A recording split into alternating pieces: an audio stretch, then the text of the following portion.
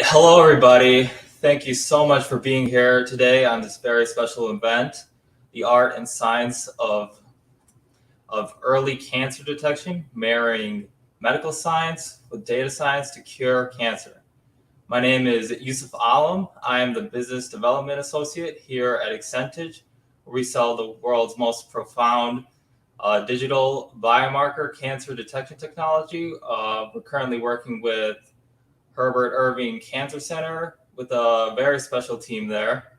I myself am quite well knowledged in things like genomics, CNN, cloud computing, and many other things. And I'm a recent graduate of the University of Illinois at Chicago with a degree specializing in biotechnology. I'm so excited to introduce two very special people today. First one, a person who has been at the forefront of curing cancer for decades, is currently a medical professor and the head of the MDS Center at Columbia University, worked at Rush University, was the chief of hematology at the University of Massachusetts in Worcester, created one of the largest repositories for leukemia and MDS patients, has been published in several respected medical journals, including the New England Journal of Medicine, has been given countless awards around the world, and most importantly, has written the world-renowned and best-selling book, The First Cell, Dr. Azra Raza. Dr. Azra Raza, thank you so much for being here today.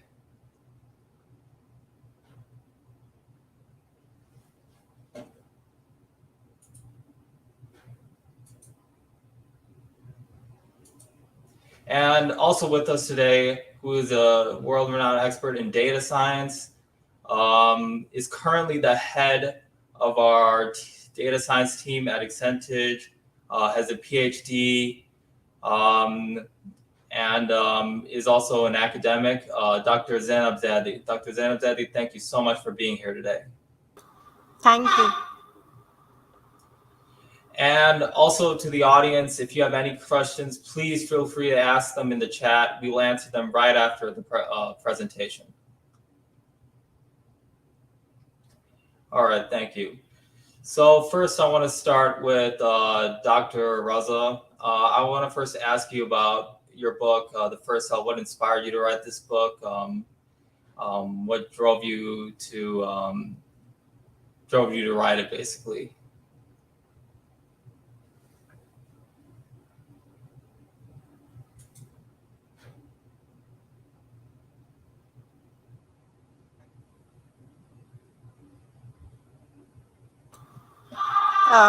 You need to unmute the mic.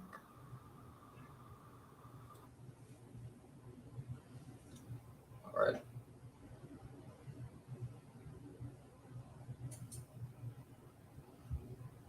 Can you hear me? Oh, yes, I can hear you. Okay. Here. All right. Okay. So lovely being here, Yousuf and Zainab. Thank you so much for including me in this wonderful program. I would like to give a few minutes of a slide presentation to begin with. Is that okay? Yeah, that's great. Okay. So I'm going to share my screen and let me know if you see this.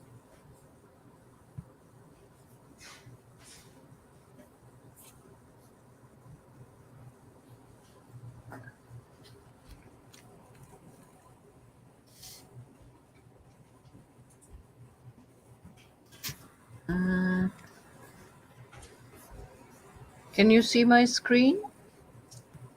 No, we can't see it. Okay, let me try one more thing. Then if it doesn't work, we will just continue our conversation. But let me try one more time.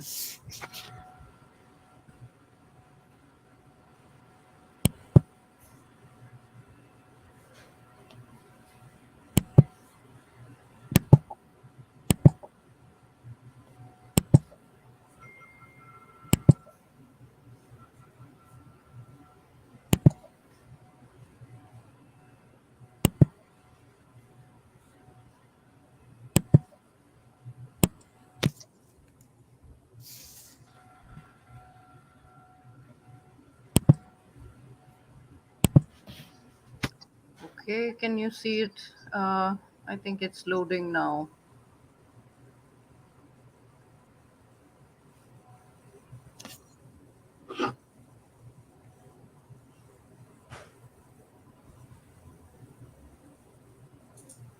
Okay. Yeah, we can see it now. Okay.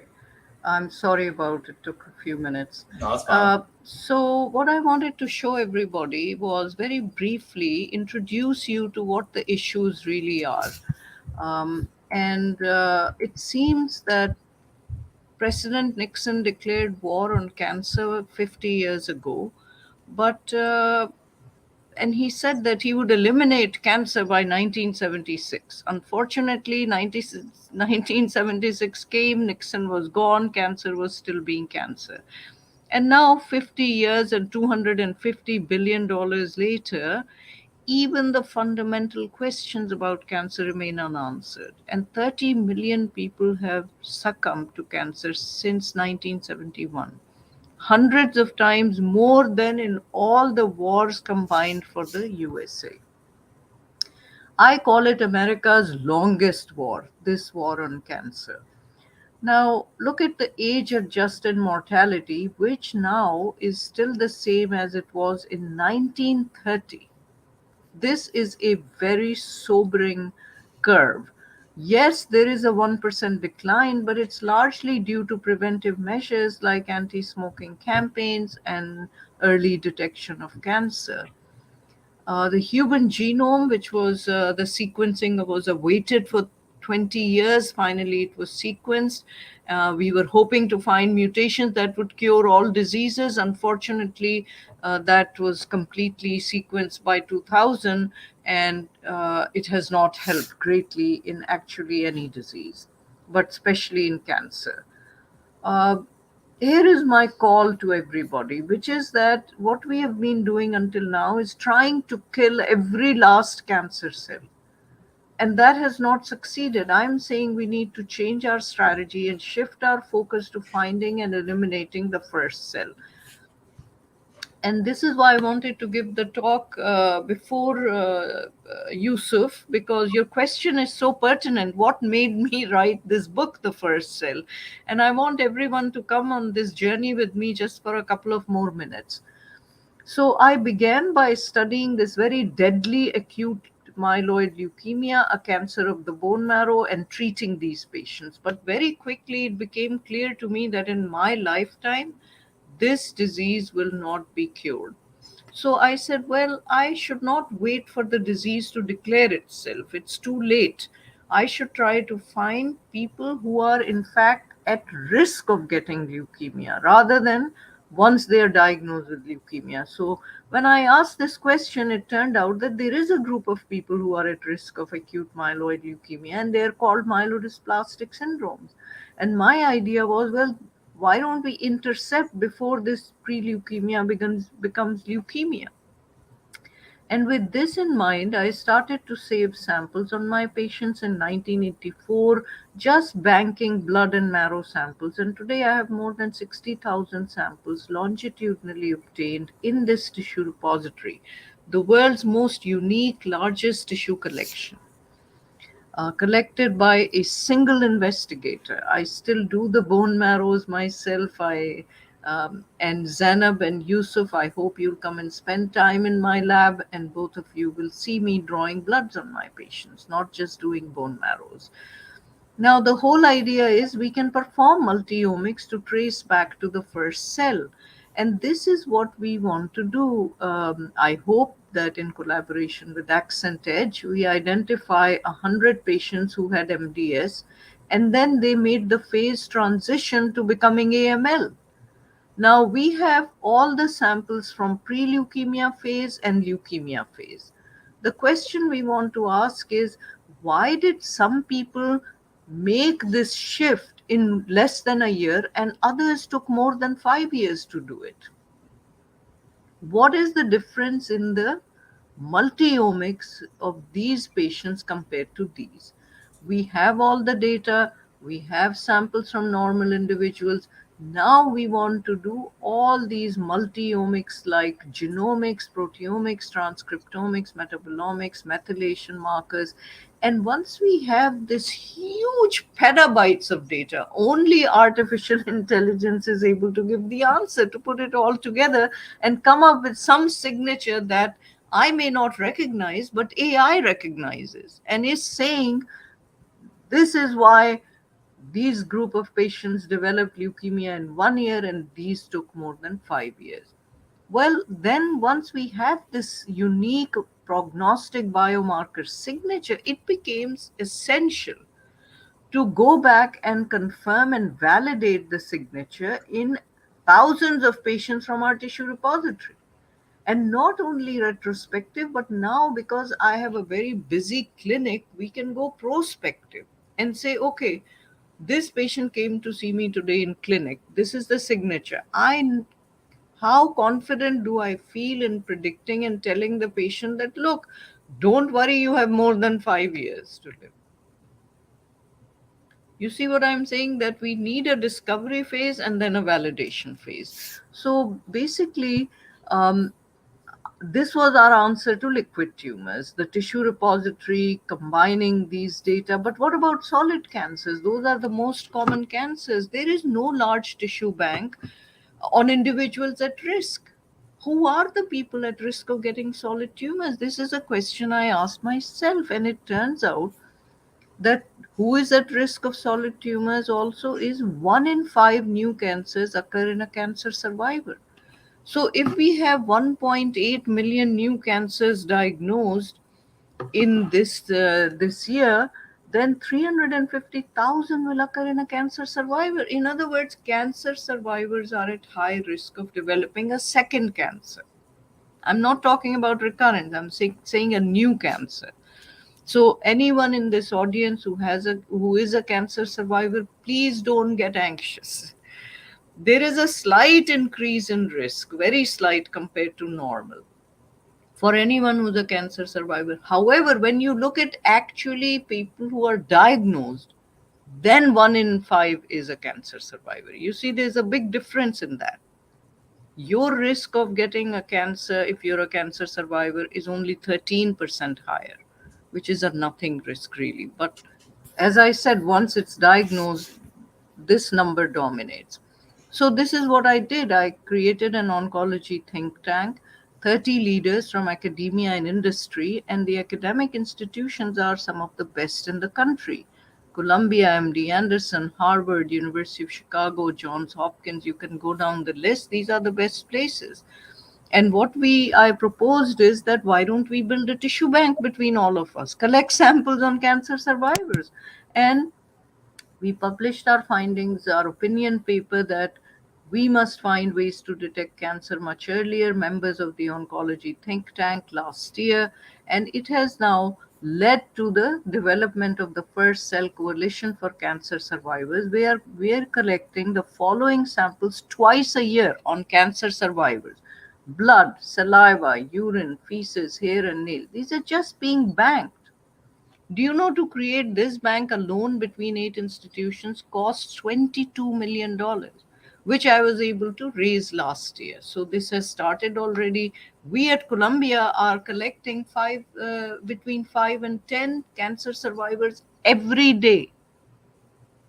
That's huge, collecting all these samples. Wow. We will very quickly have these samples between the 8 institutions, and look, 3,000 people will have developed a second cancer. And now we have all their samples available from before they got the second cancer. And this is where we want to ask you to help us. Zainab, Yousuf, you guys are the ones who have to help me when I start doing multi-omics on all of these. That's when your role comes in. I wish I had, this is a very dynamic slide. However, because I don't have access to showing it in that dynamic manner, just remember what I'm saying is cancer is complicated and sheds its markers as DNA, RNA, proteins, metabolites in multiple compartments like blood, saliva, tears, urine, feces, hair, nails. Everywhere you can detect traces of these markers for cancer, the footprints. And once we follow all that, we will find the first cell with your help. And that is the only way to really cure cancer, is at the first cell level. And don't let's make the first cell the last cell. Thank you very much. Does that answer your question, Yousuf? Yeah, that pretty much answers them all. I'll stop sharing now so that. Hmm. So, Dr. Raza, you mentioned AI. So, like, what do you think the future of AI and medicine will be? Um, Share a screen. I don't. How do I get out of this share a screen? Stop. Okay, here. Okay, good. Sorry. Please repeat your question. So, you mentioned artificial intelligence in your medical care. So, how do you think the unity between medicine and AI will affect the future? I think, Yusuf, in fact, the only way to proceed and progress to the future is through AI. Why do I say that? Because the way I imagine the future of cancer, it is like this: each one of us will have petabytes of data constantly being generated, because we are not going to just do tests for a disease once a year. We are going to treat the human body as a machine and monitor multiple compartments for disease caused perturbations continuously. And the data generated will be in a cloud above us, and all we need is this little thing, a telephone like device, to have the AI ability to take constantly that petabytes of data and keep track of if there is something going wrong in my pancreas today. It starts keeping track, monitors it more closely, that, oh, is it getting worse? Is it getting better? Is it staying the same? If it's getting worse, when is the time to warn me? I can't imagine any other way to handle this kind of data except through AI. Yeah, and it's going to be accentedge AI. It's going to be the best AI. All right, so I want to now ask Dr. Zainab a question. So, Yeah. Dr. Zainab, how does AI help with curing cancer? Okay. Now it's very easy to answer after the discussion by Dr. Azra Raza. We can say that AI can automate the assessments and the tasks that humans currently do, but takes a lot of time. So we can use AI in finding cancer early, or we can use AI in choosing the cancer treatment also. AI, machine learning, deep learning, all can be used to improve cancer care and patient outcomes. So if we integrate AI technology in cancer care, we could improve the accuracy, we can speed up the diagnosis process that can aid in clinical decision making. So it can lead to better healthcare outcomes. So if we talk about choosing the right cancer treatment, we can say that AI can help, or can also help in managing the use of chemotherapy drugs and predict the tolerance of chemotherapy. This will optimize the therapy also. So we can say that AI is very useful and can be helpful for doctors in making correct treatment decisions. This can reduce the unnecessary surgeries, and it can also improve the patient care treatment plans. So yes, AI is very helpful in like managing all these stuffs. Yeah, that makes a lot of sense. So, could you maybe expand more on how this AI software works for the audience? Yeah, basically, what AI does, AI has the ability to analyze the big data sets, like the big data repository, and AI pulls together all the patient's insights. That can lead us to the predictive analysis. So, our AI software, you can say, is an elegant blend of machine learning and AI that uses a layered architecture. The architecture usually sift through the data set at a very good rate. So our software takes an input image as input, that is the RGB image, red, green, blue channels of the image. The network is composed of layers. They are having different fields that transform linear and nonlinear transforms to the input channels. And we have tailored the layers in such a way that the features from the image are extracted, and the features are classified into the classes, like image is of a healthy individual or it is of the infected one. So this is how our AI software work. So you must use a lot of data, right? So how much data can your computers process? Well, in terms of storage and computation, we are not limited. We can use it to any extent we want. That will depend upon the project. As we are working with cloud computing, so we can scale our computation and storage at any point. That will be dependent upon the requirements of the product.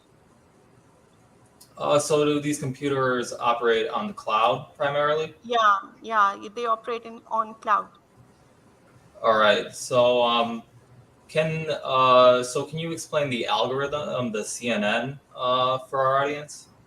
Yeah, sure. CNN is basically a deep learning architecture that is used as an algorithm that takes the input image. The input image for the audience clarity is any type of medical image. It can be MRI, CT scan, X-ray, or any type of imaging modality.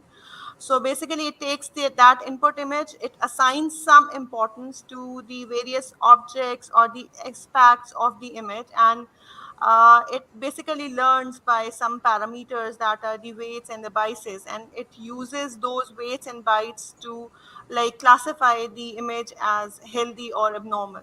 So basically, this architecture is similar to the connectivity of neurons that we have in our brains.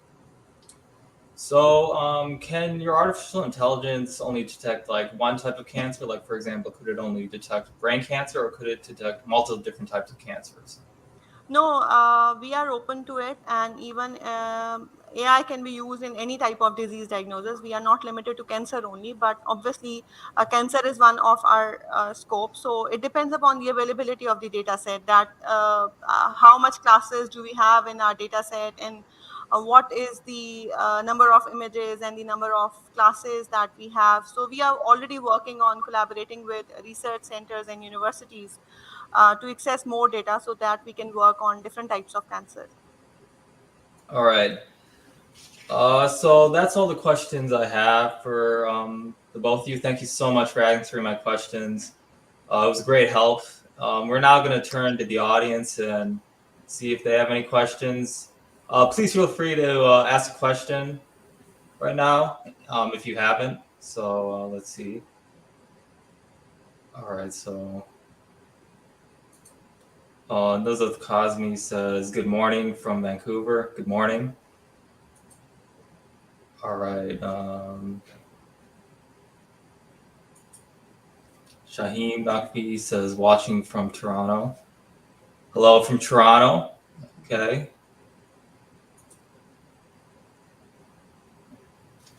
I don't have any questions right now. Uh, if you have any questions, please ask them right now.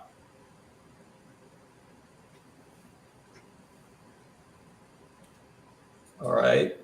So Sophia Draza Burney says, "Hello from London." Hello.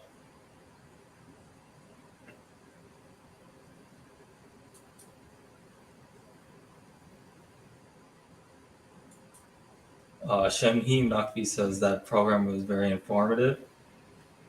Thank you. Thank you to our special guests, especially.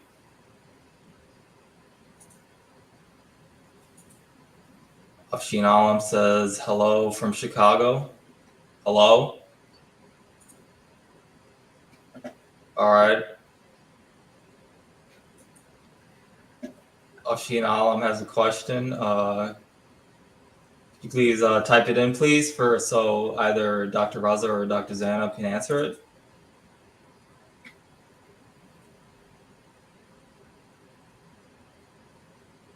While Afshin is typing the question, I would like to ask Zainab a question. Zainab, do you think AI will be ever become more intelligent than humans?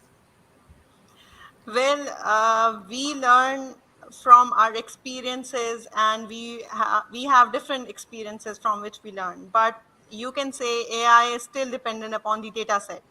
If you feed incorrect data, the algorithm will never answer you the correct label or the question that you are trying to solve using the irrelevant data. So no, I don't think it will be intelligent from humans. Yeah, it's you can say it's a replica. I see. I don't agree with you. I think Yeah, that Zainab, I think while your answer is correct related to an input is always required, but yeah, listen, we as humans we also make our decisions based on input and experience and observation. We don't make decisions out of nowhere either. yeah, So I treat the human body as a computer working on algorithms also, just like your AI program. But yeah, the only difference between the two of us is emotions. yeah, And we make often decisions based purely on emotions and just ignore all the data. AI yeah, will never make that mistake. yeah, However, the way things are developing, it can learn to have emotions also, that these things make me feel good and I make these decisions, these inputs make me feel bad. So I'm very concerned actually that in the future, uh, many of the corrections of our own uh, decisions will come from a far more intelligent AI. For example, let me just give you one example. I'm driving on a street and the GPS tells me that to reach your destination, turn left. But I said, no, I've been here a dozen times. I turned right. That's the way to go. And I turned right. And I immediately land smack into a big traffic jam. And I say, oh God, I should have listened to GPS. It was yeah, telling me to go left for a reason. So in the future, when it tells me to go left, when I know I should go right, I'll still go left, right? Because I've learned from experience with this. And so this is just an example. Sorry if I took your time, but I'm only saying so because I feel AI is so important in medicine simply because we have not succeeded in curing most of the diseases. I mean, the only things we really cure are by surgery or where we can implant devices, right? yeah, Everything else, like all the neurologic diseases, multiple sclerosis or strokes and things like that, the only way to treat them is to prevent them. And for prevention, you need just gazillions of data points so that your AI can train on them and learn to pick up the slightest perturbation that's appearing yeah, and say, oh, you have to correct it now or it will be too late. Stop having that dessert. You shouldn't be having it because next thing you know, your arteries will get clogged and you will have a stroke. That kind of thing I'm talking about. I think it's so critical that um, that that we pay attention to what's coming in the future in medicine. yeah. But the GPS example that you gave, the emotions plays very a vital role. I think when we are driving, when a cat come in front of the car, we usually have the abrupt brake. But if the AI software is working, I think it will depend upon the data or the input or the features that it's going to extract. So it's a very big debate that it will take over humans or not. So there is No, no Zainab. binary. No, the first time AI will make the mistake and make us kill the cat. Yeah. However, because the negative emotions we generate and it records, the next time it happens, it will break. So Yeah, this is what I'm saying, that it AI will depends learn. on learning constantly, Yeah, as do we. We also yeah, depend on learning. This is yeah. It why I will say keep on improving. the brain is our AI machine Yeah, fitted up here, and it's running the whole computer in an algorithmic manner. yeah, And so I right. think if AI keeps also can record our emotions along with each decision it makes, then next time it will learn to do better and better and better. Yes. Did Dr. Zainab answer your question, Dr. Rosa?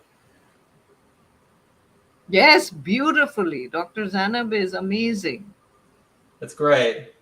All right, so Afshin Alam finally wrote her question, so I'm going to show it. So for Dr. Rosa, what happens after we catch the first cell? Do we have any treatments? Yes, Afshin, that's a very practical question to ask, because obviously it's not enough to tell someone, oh, you're going to get cancer in the next 2 years. Well, what are you going to do about it? So the first thing we can do is try to catch that first cell and do a single cell assay on it to figure out what organ is it coming from. Is it, we find it in the blood, but it could be coming from the ovaries or from the pancreas, from lungs or from the liver. Where is the cancer? Let's say that I can do the methylation platform on this one cell to find the tissue of origin, and I find that it's coming from the pancreas. Well, then I have many technologies available to start monitoring the pancreas very carefully. And at the sign of the first millimeter of tumor, I can go in and zap it with a laser. Don't even have to take it out. So, this is using the current existing conventional traditional technologies. But if you find it that early, you don't have to open the abdomen and basically eviscerate the person by removing every organ. No, we can zap it with a laser. But then, Afshin, I feel like we shouldn't even have to do all that.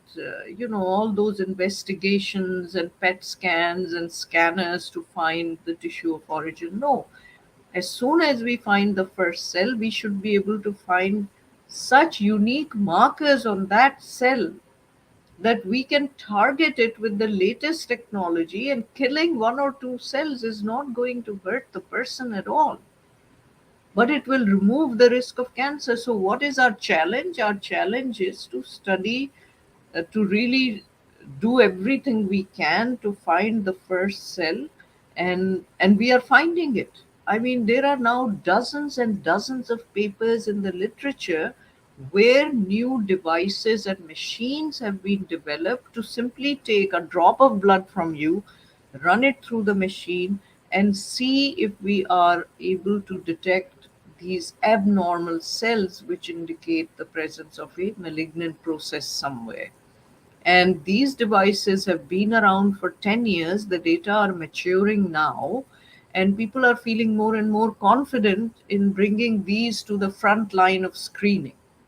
Once we have these available, and we are easily available, then hundreds of thousands of investigators will start trapping these cells to study them, find the unique markers, and target those directly.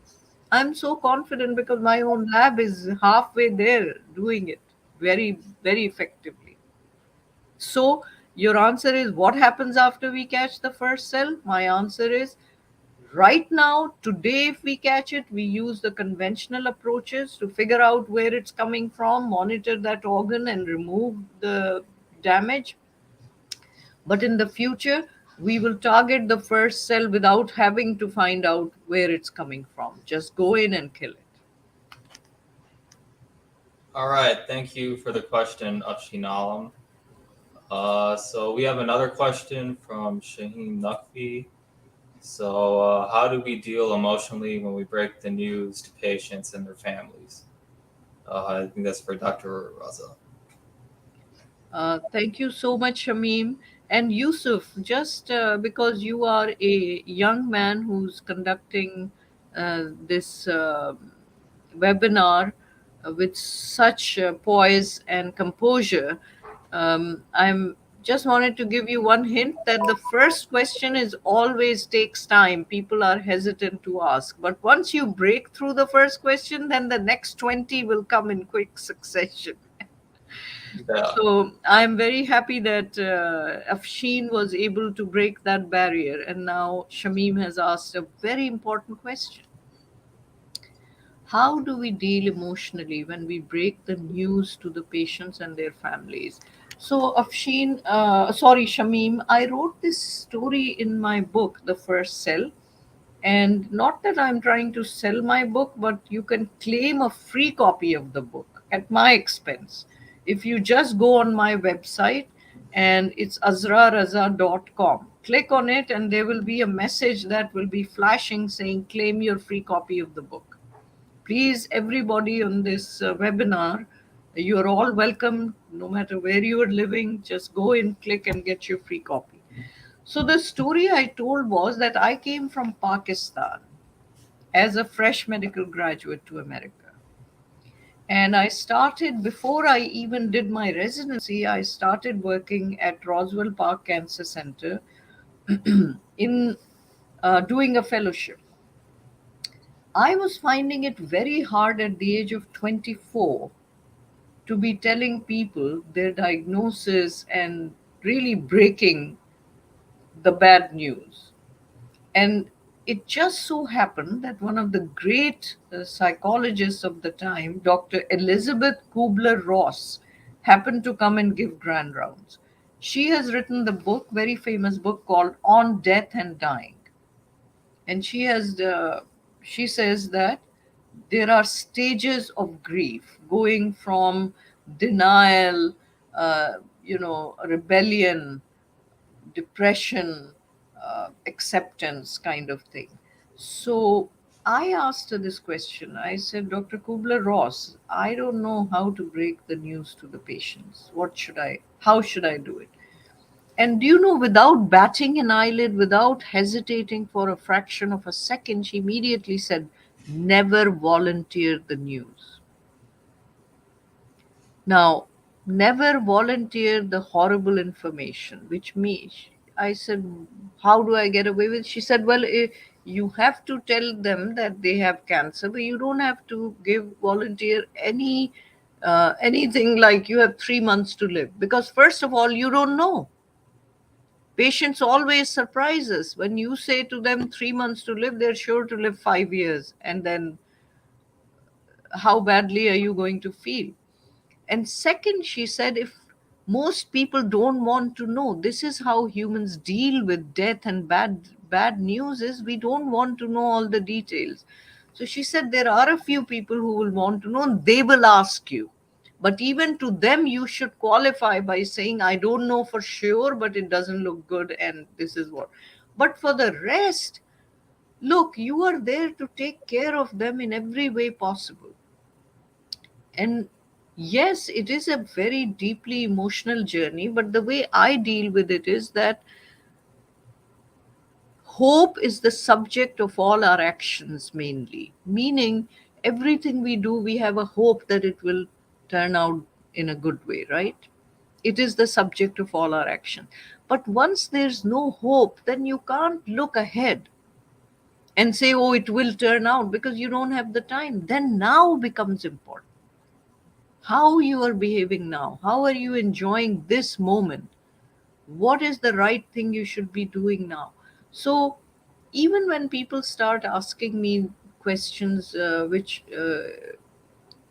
suggest that they want to know but they don't want to ask directly, Shamim, the way I deal with it is always to explain, to sit with the patients as long as possible and keep explaining to them that, look, none of us know when we are going to die.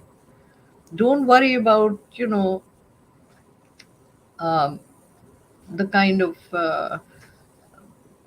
of days ahead. The important thing is what is here now, and to celebrate every moment. But of course, I will end by quoting Emily Dickinson for you, a great American poet. In the 1850s, she writes, and think of the first line, Shamim, that she's saying. She says, tell all the truth. So, to begin with, she's admonishing you that you have to tell the truth. Tell all the truth, but tell it slant. Success in circuit lies, too bright for our infirm delight, the truth's superb surprise. Truth can be too bright. You see what she's saying? Tell all the truth, but tell it slant. Success in circuit lies, too bright for our infirm delight, the truth's superb surprise. Like lightning to the children, eased with explanations kind, the truth must dazzle gradually, or every man be blind. And this is the main message I take with me when I'm talking to the patients. Tell all the truth, but tell it slant. Like lightning to the children. You explain when a child gets suddenly startled and frightened by lightning, you explain to them kindly what it's not going to hurt you, what it's all about, you know. The truth must dazzle gradually, or every man be blind.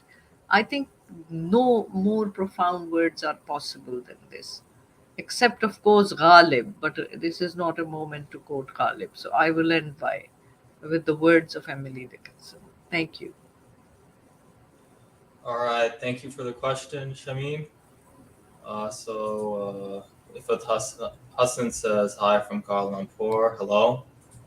Afshin Alam wants to thank Dr. Raza for the question. Answering the question. Thank you, Afshin. Sophia Anatraza Bernie has a question. So I think this is for Dr. Zainab. Yeah. Do we envision AI becoming available to the general public soon? Yeah, hopefully AI will be everywhere, and obviously, as Dr. Azra Raza mentioned, that use of AI in medicine will be very much beneficial for everyone. So soon it will be available, as we are moving with everyone is moving with AI and cloud computing. So there are no storage and computational limitations now. So hopefully AI will become available soon to everyone, and it will be integrated in the healthcare departments and many other departments, and it will benefit in timely diagnosis. Obviously, the detection of first cell will be very much possible with AI. All Thank right. you, Zainab. I'd like to chime in here and just say that I do think that the future has basically already arrived. AI has already made its way into so many of our daily activities. Yeah.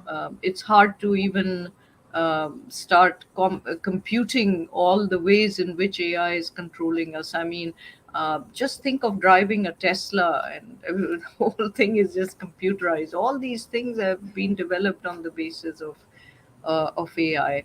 But I do think that, particularly in medicine, um, it's highly important uh, to think that and to come to terms with the fact that our great grandchildren will not be anything like us. Yeah, true. Okay, so let's see if there's any more questions the chat wants to ask. All right,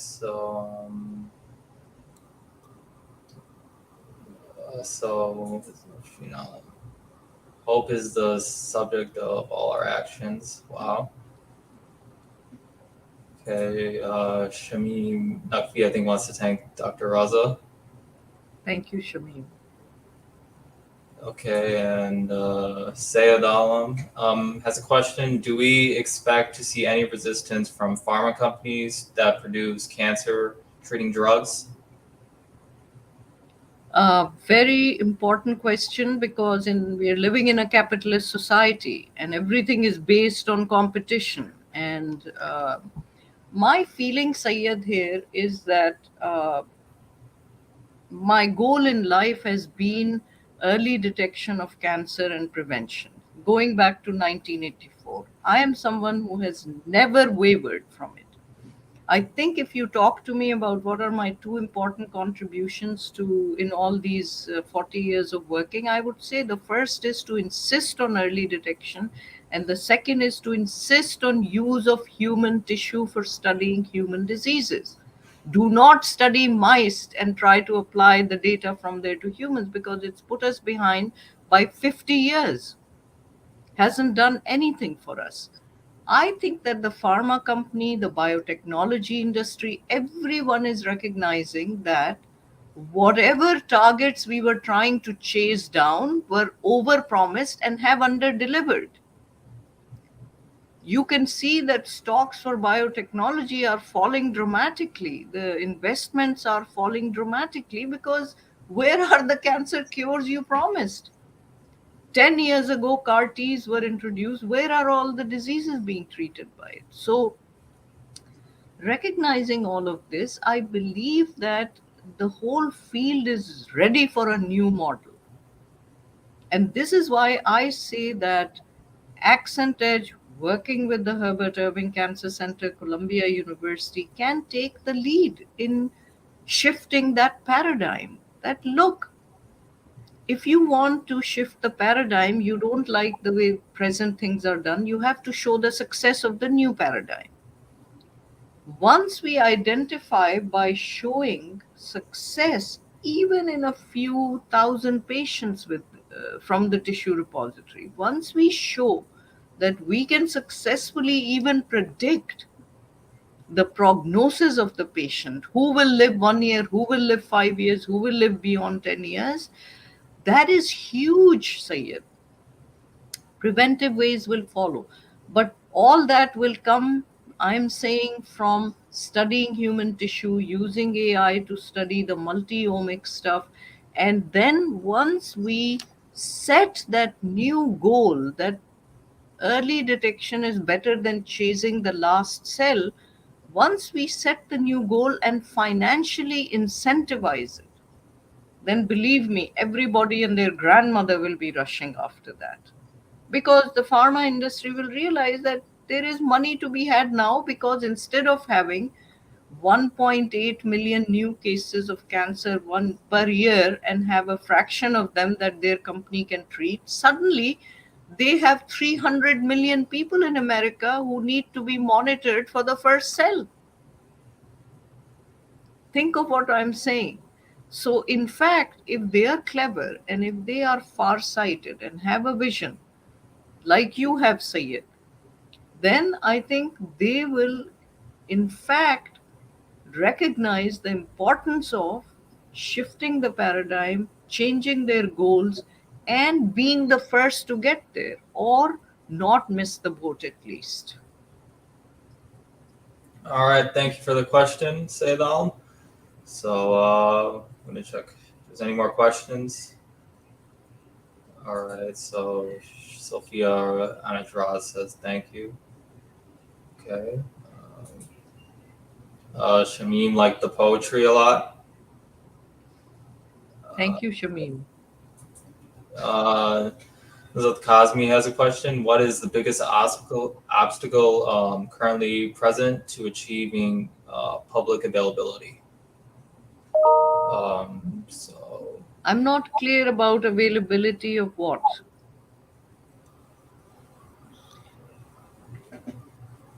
I don't know what she means. Nuzhat, could you please add to your question? Dr. Zainab, do you think you could answer that or no? I think she's asking about the availability of AI to the general public. I think that is relevant to the previous question that someone asked. So I personally believe that the biggest obstacle is like the in collaboration of data science companies with the healthcare departments for like having the big data sets so that the models can be trained on those data sets. The healthcare departments have the data set and we have the technology that can work on those data sets. So the limitation or the biggest obstacle is between the collaboration of both the departments in terms of the data set so that we can apply our technology on that data set and we can extract the meaningful information from the data set. So that is the biggest hurdle. So she just expanded on it. Like she wants to know the time frame. So I think that time frame, Zainab, if Zainab and I can work together, I would say it's very rapid. I would say we are talking a year or two, Yeah. because we have all the samples. It will take us 3 to 4 months to do multi-omics on them. And then we turn over all the data in the cloud to Zainab, who then starts, starts her algorithms working and computing to figure out, I mean, what is it that separates or distinguishes between these two groups? And once she comes up with the signature, I think we will need a year to do the retrospective and at the same time the prospective. I would do both simultaneously, because what's stopping me from drawing a few cc's of blood from every patient in my clinic, quickly doing the multiomics, and Zainab telling me prospectively that, Dr. Azza, this patient is likely to go 5 years, or this patient, you better give them a bone marrow transplant now because their survival doesn't look good. So Yeah. I'm talking in months. But always, Nuzhat, we need resources. And this is where my biggest criticism in the first cell, my book, Nuzhat, is about how our institutions have failed us. They keep funding the failing mouse models. Instead of funding studies like this, why aren't Zainab and I receiving millions of dollars from grants? Why are we always out there trying to convince venture capitalists and philanthropists to invest in this venture? For God's sake, we're talking about curing cancer. Whose life is not affected by cancer nowadays? If we don't have cancer ourselves, then we are 1 degree separated from someone we know who had cancer in the family or in the friends group. And we are so loath in investing properly in this area. We somehow have to change that mindset. I'm ready to come to Chicago to help raise more money to do this kind of work. For God's sake, there are billionaires abound. We need to get to them and say, this is what is so urgently needed. We have all the data, all the tissue samples, which has taken me 35 years to collect. 35 years to collect longitudinal samples as patients are going through their disease. Now Zainab has all the technology available to help me interrogate the samples. What is missing? The only thing missing is the resources that we need on both sides. Because let me tell you, to do 100 patients properly at 2 time points, at their pre-leukemia phase and acute leukemia phase, just to do 100 cases, we need $5 million just for my lab, and another few million for Zainab's lab, which means it's something like $8 to $10 million to study 100 patients properly. Nobody wants to do that. They want to fund a grant for $200,000 and then publish a paper in Nature and pat yourself on the back and go and prance on international stages that, wow, I found this. It's meaningless, but very expensive to do. All right, thank you, Nuzhat, for the question. I'm gonna see if there's any other questions. Please feel free to ask any questions if you haven't asked yet. Still have some time.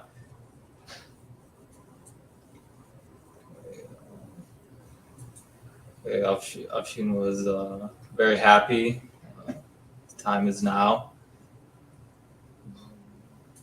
I think Nuzhat was very pleased with your question. I mean, your answer. Okay, let's see. Yeah, she wants to say thank you.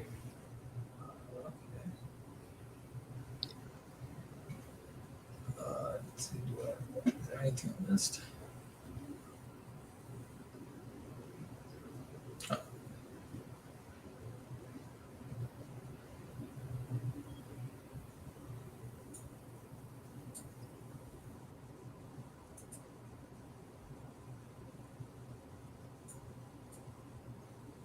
All right, so I don't see any questions yet.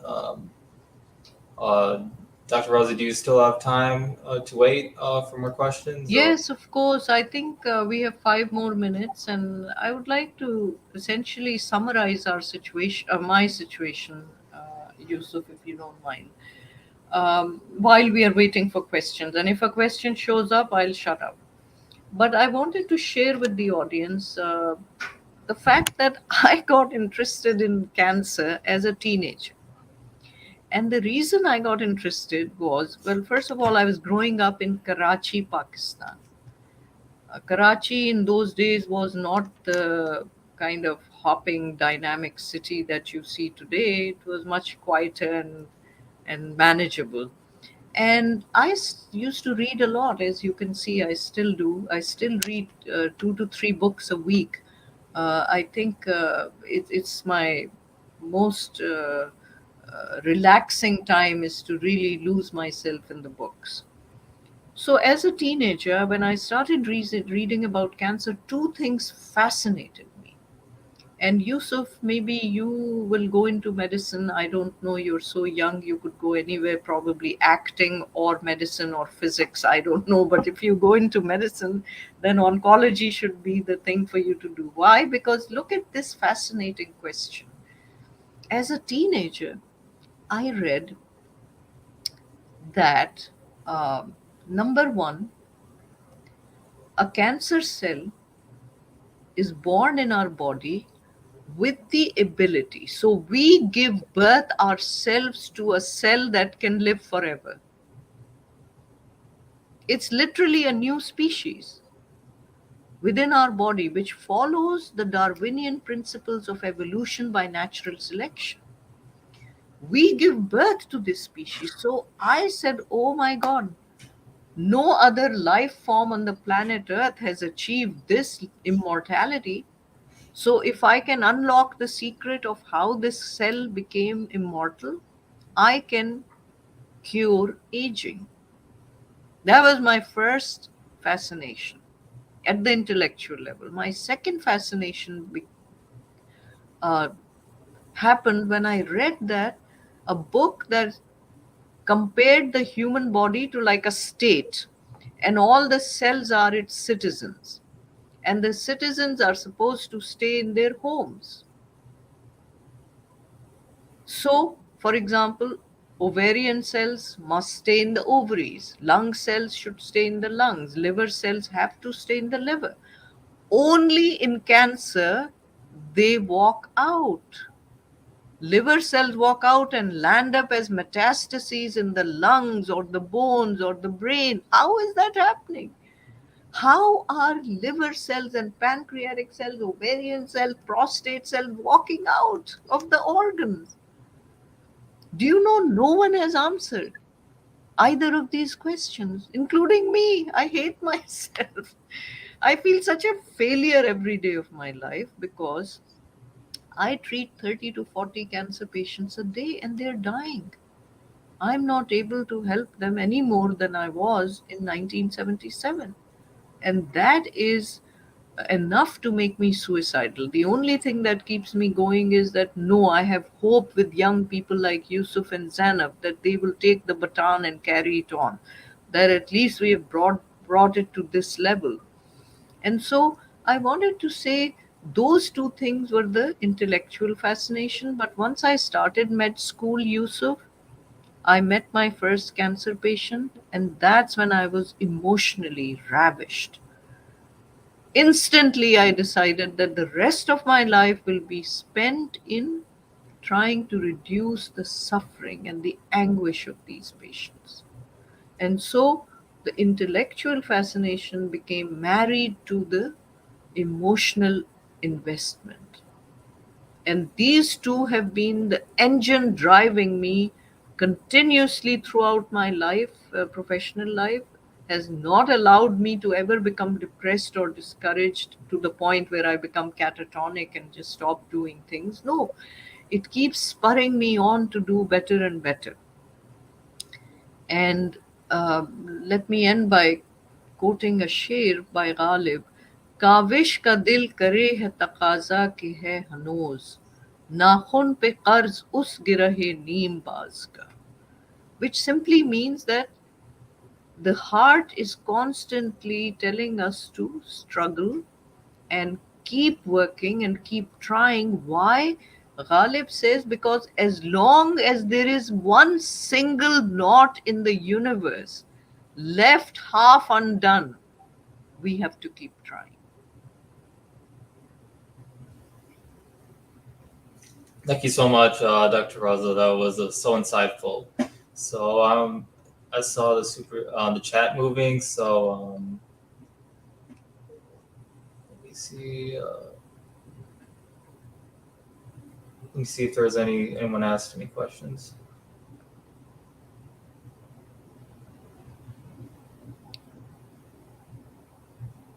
So so that means anyone can have cancer. Yes. Okay. Okay, Afshin, Dr. Rosa, you are the marriage of hope and science. Thank you, Afshin. Thank you so much. Nuzut Kazmi Bot Khoba. I don't know what that means. Shamim said, if you do not want to succeed, try again. Please don't give up. Thank you, Shamim. All right.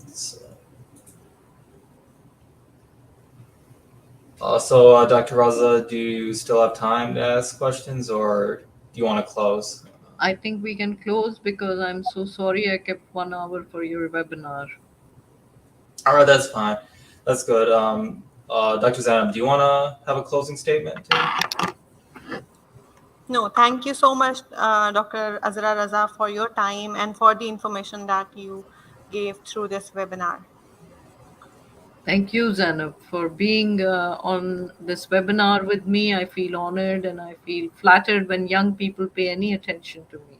And you are so brilliant, mashallah. You're going to help cure cancer in the future. I'm positive. Hopefully. All right, so that's it. I want to thank our audience for staying here. Thank you so much for watching our live stream. I especially want to thank our two very special guests, Dr. Azra Raza and Dr. Zainab. Thank you so much for sacrificing your time to be here. They're very busy people, so they don't have a lot of time to do these special events. So I want to thank you so much for being here. And everyone, have a great day. Thanks. Bye. Thank you. Thank you, Yousuf. Bye. Bye.